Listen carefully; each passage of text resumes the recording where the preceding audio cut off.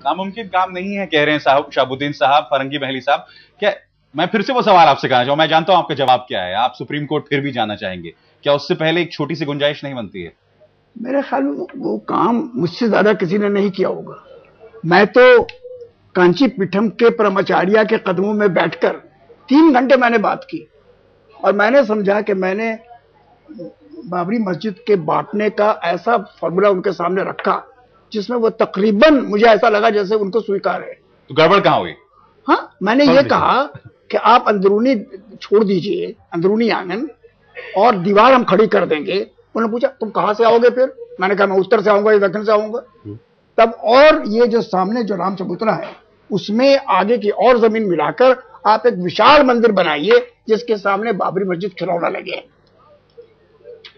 ये बात उन्होंने मुझसे एक और सवाल किया, अब जब आप ये जमीन मुझे आप दे देंगे, वो दीवार बना देंगे, मैं अपनी मूर्ति अगर आपके दीवार से सटा के रखूं तब आप क्या कहेंगे?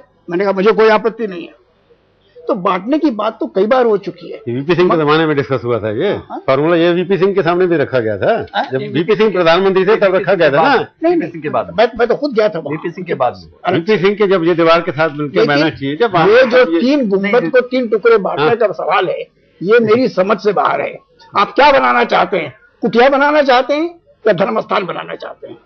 इसलिए इसके बारे में जब तक एक बात साफ न हो जाए, सुप्रीम कोर्ट इस पर मोहर लगा दे तो फिर हमें उस पर बात करनी होगी। स्वामी चिन्मयानंद, मैं समझता हूं कि बात करना इसीलिए जरूरी है क्योंकि ये है कोर्ट ने अगर फैसला दिया है कि हाँ 30-30 फुट तीनों को दे दिया जाए 90 फुट में, तो मैं समझता हूं कि इससे विवाद का अंत नहीं होता है।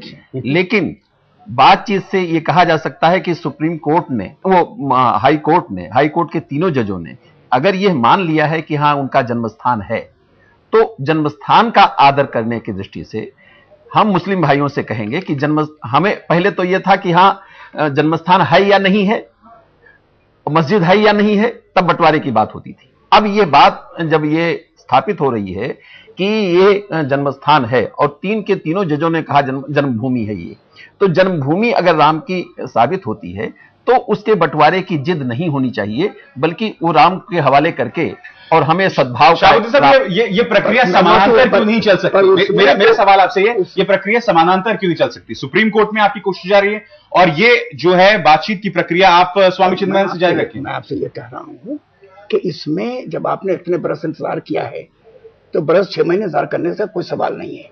मामला पहले साफ होना चाहिए, पार्टीज को अपनी हैसियत मालूम होनी चाहिए, अपनी पोजीशन मालूम होनी चाहिए, फिर वो ये सोचेंगे कि इसमें हम कहां तक कंप्रोमाइज कर सकते हैं।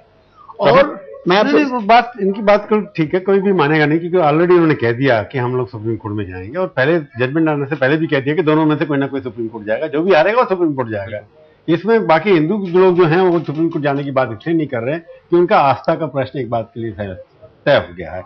अब 1/3 की बात आ रही है, वो कोई मानने के लिए तैयार नहीं। जैसे जिलानी साहब ने भी कहा हेडलाइन टुडे में जब मैं वहां बैठा था कि ये उस स्थान पर राम मंदिर बने, ये उनको शायद अभी भी एक्सेप्टेबल नहीं है, इसलिए वो सुप्रीम कोर्ट में जाएंगे।